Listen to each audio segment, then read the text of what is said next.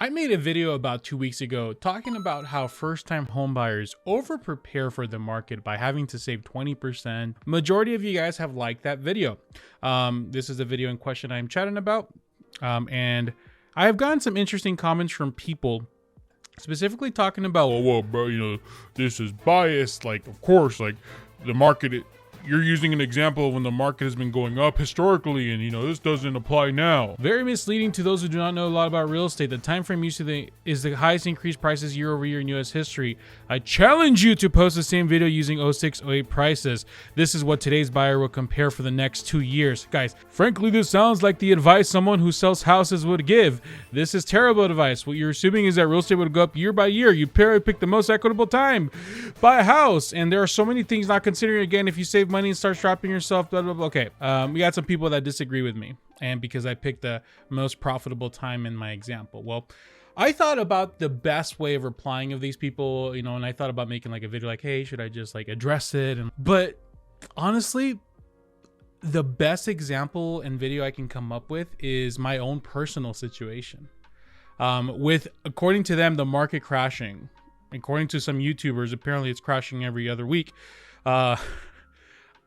The best thing I could really come up with is I'm still buying.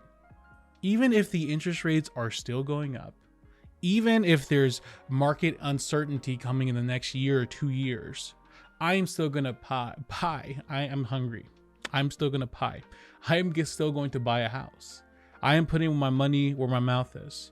And I wanted today, in response to people who might see that I'm just specifically picking a time where things were great, why I'm still buying a house despite the uncertainty of the market. The first reason why I am buying a home still in 2022, 2023, with the market being crazy, is this reason right here. I've always told people that there always needs to be a specific immediate need to buy a house. You can't just buy in a whim because you want to be an investor Chad, or you want to just spend some money or whatever. I know there always has to be an immediate need. And in my specific situation, we currently live in a 3 to 4 bedroom home. There's 4 of us right now, and we are planning for hopefully more down in the future. Well, with our current situation, things are really tight. Like, we bought a house that was built in the 60s, and let me tell you, the house built in the 60s are not built for modern needs. Our closets are tiny, our playroom is stacked, our living room is running out of room, and I don't know if you guys can tell, but this right here, this is actually my office space slash my collection space slash like a calm living room for me slash my wife's school zone area here, right? So we are like hybrid rooms here trying to make things work. We need more room. And it doesn't matter what is going on in the market. It doesn't matter what the Jeffs and the Tylers or whatever in the other world think about the market. That is something that's important to me for my family. We need more room. We need more space. We would love to have a separate office for my recording room. Now, long-term family planning aside, our current area that we live in is amazing. And we love this area specifically for its school district and the school zones. So that is something that's really important to us. And we really want to cement our position in the school district. So the reason why we moved in this house in the first place, when maybe we were not as quite as ready, we were ready financially, but mentally maybe not so much, is because of that. So we're just going to kind of certify and cement that, like, hey, this is the school district we want our kids to go to from preschool to 8th grade. We believe they have the best chances in life to get a good education here and just get a good foundation for them. And this is why we're going to make that sacrifice. So yeah, first thing first is we have that immediate need in our specific family. And unfortunately, it's happening. It would have been great if it happened like a year or 2 years ago, right? But it goes to my second point. The second reason why we are still going to move is the budget makes sense. I personally live off the maxim, and I've given you guys a lot of ideas. But me personally, I like to live off the maxim. Maxim, is that the right word? I don't think that's the right word. The ideology. I'm trying to sound smarter than I really am.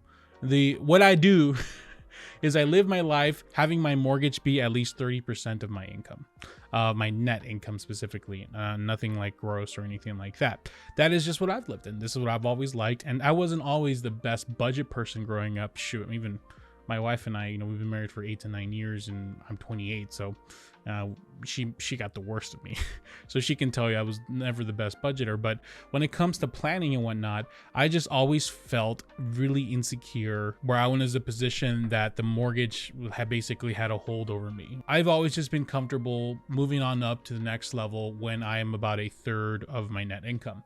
Now, I'm in a very fortunate position where I am self-employed. I am an agent that helps people buy and sell houses still in Phoenix. And I also have a YouTube channel, and that, of course, has a lot of more opportunities. Unfortunately for me, I'm in a position where my income can fluctuate. It can either be a great month or a bad month, but more importantly, because of the work I've been putting in, the income has increased in the last, few years that we lived in this house. So even though initially, when we initially moved here, I was in a position where it was, good percentage of my net income, 30 to 40% of my net income was going towards a monthly payment.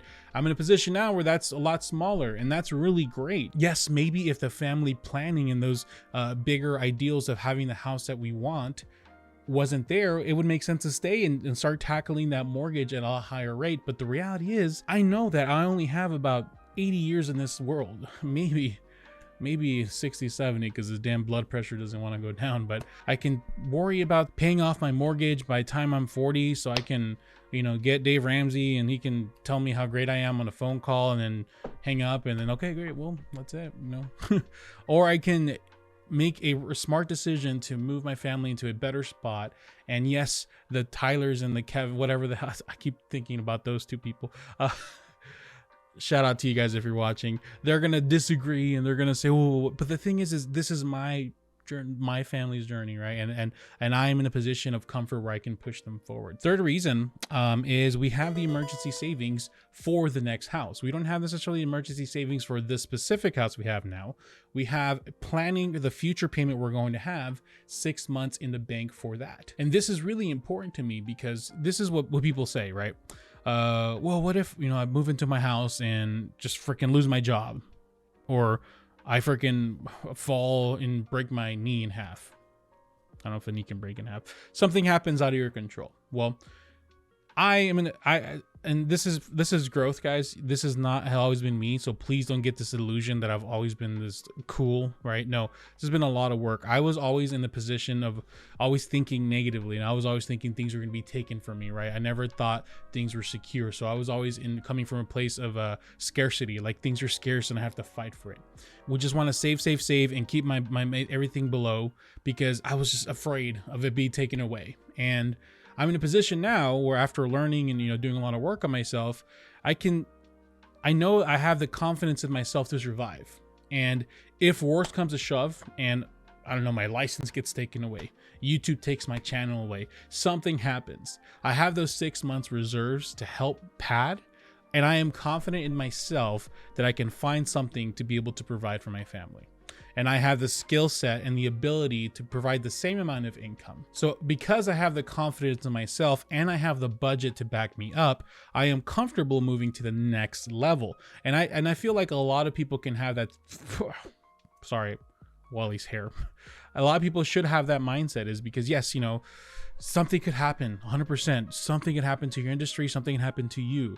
But do you have the ability to make something happen while you live on your savings? And a lot of people love to bring up 2006 and 2008 about how a lot of people lost your job. Guys, that was something that like the industries were being affected, and a lot of people got put in a bad spot. And a lot of people think, oh, what happens if everything gets messed up? What if everyone loses a job? Well, in that case, this is like freaking Mad Max style. Holy shit, everything's getting messed up. Then we're all suffering, right?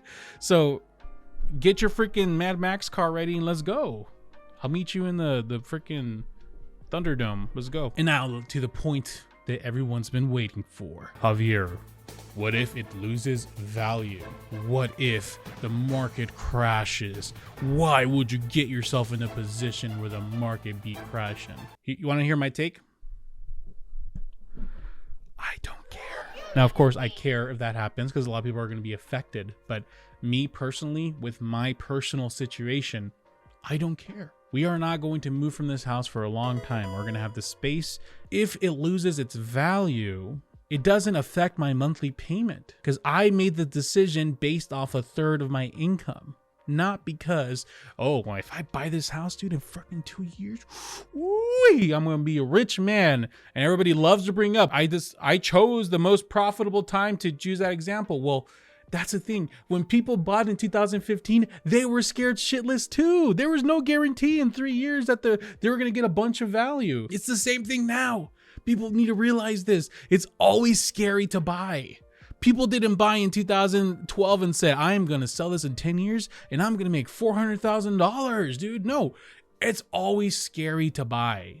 And the quicker you realize that and you make your decision based off your personal situation and your personal confidence, the easier you can make these, not only just buying a house, but just important life decisions in general. So if the market crashes and I lose all of my if I lose all of my value on my house the day after I close, I can afford my monthly payment. I have the ability, because of the 6-month comfort gap and also my ability, my skills, to be able to just find a way to continue to pay it. And guess what? It's a long-term house. Maybe 10, 15 years when my kids are grown, my wife and I say, hey, let's move to a cabin up north. Does the market crash and it just stays down? For all my market crash chats, does that happen? It just crashes and it just stays there? Maybe if the world ends or something. But no, what happens if it goes down? Oh, it goes back up. You know, you invest in a retirement account and there's no guarantee that those funds are going to go up, up, and up, and up. I mean, hopefully that's the hope, right? But you're putting money in, hopefully you get some return. And yes, when it's time to pull that money out, it's like, you're not going to wait till it's perfect at the top. You're going to just kind of, you know, it could be going up, down, up, down. You're going to pull it when it's right time for you. And you pull out your money and hopefully you get some profit in there. Same thing with the house. Like 10, 20, 30 years from now when I decide to sell, and if the market crashed, bounce back up, even if it gets around the same, what the hell? Someone really blowing some leaves at 4 p.m. on a Friday. But yeah, if I did decide to sell it in 20 years, then hopefully I'm in a position. And guess what? Even if the market did crash and maybe I haven't gained all of my equity back, or I'm not in a position where it makes sense to sell, just turn it into a rental. I can just turn it into a rental, and by then I'm going to continue to save. I'm not just going to be an idiot and be like, oh, I'm not saving anymore. No, I'm going to continue to save. I can use my savings to buy another house and use this as a rental and move on. Right? So it's like I have options. If I decided to rent for the next 10 years, I have no options. I just literally leave. I just buy, hopefully get my deposit back. But as a homeowner, I have the option to either rent, sell, and regardless of what's going on with the market, I have the power to do that. And my final reason why is quite simply, I believe in the idea of home ownership. I believe in my power in owning a home. Here's a little story time for y'all. So I'm not originally from the US. Gasp! His name's Javier, and he's not originally from the US. No, I actually was brought here as a very young boy, young little baby. And I had to grow up with little different circumstances than most. I did not have secure foothold. I was never really found myself having a home. To the Mexicans, I was too whitewashed because I grew up in the US. To the Americans, I am not American because I'm brown. My name's Javier. So I grew up in this position in this country where I never really had a place where I belonged. My parents divorced when I was young, so that was a two-house thing going on. And this idea of home has always been something very weird in my brain. Sorry for the tap. Well, the day I owned my first house, that's the first time in my life I said, this is mine. This is mine to do what I want with. And no one can take that away from me. And of course, now I'm in a good position. You know, I'm a permanent resident, but actually going to get my citizenship in the next, hopefully, year or two. So that's fun. But regardless of what anyone thinks or says or does, I have a home. This is mine to own. And I don't care what anybody says. I am not going to let fear dictate that.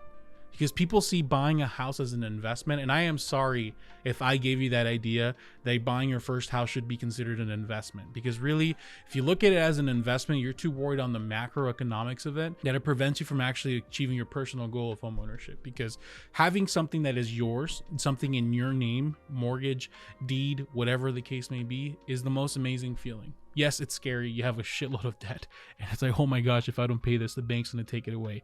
But it's yours to do with what you want. And I am not a fan, and this is why I'm so passionate about this. I am not a fan of people that use fear to motivate people to not accomplish that goal. it's a little triggering for me, especially, you know, that whole home thing for me. And this part why I fight so hard for home ownership, because I think it's something that everyone should achieve. And yes, no, the market's always uncertain, and yes, who knows what might happen in the future, but yes, you're gonna have to live where you're going to have to live somewhere, so why not own where you live? But anyways, I am not a fan of that. I'm not just like, oof, it just really, you know, grinds my gears when people are trying to get at you and try to make you fear to, like, hey, market's crashing, the market's doing this, the market's doing that. And while investors and cash buyers are buying houses left and right because they can see people are going to need homes and they're gonna have to rent, so who's making the money here? People are buying houses anyways. Are we gonna let the investors buy them so they can turn us into renters, or are we gonna own where we live? God, can I get an amen? What do you guys think? Am I just a, oh, he's a realtor, of course he's telling you to buy? You guys get triggered when I sell stuff? If you're looking for an agent referral, hey, links in the description. Hey, guess what? Kyle and I win the house you love, myreplan.com. Our journal's almost done. It's going to get released very soon. So if you're interested in getting a new digital home buying journal that we've been working on, we have all of our best tools and everything in there.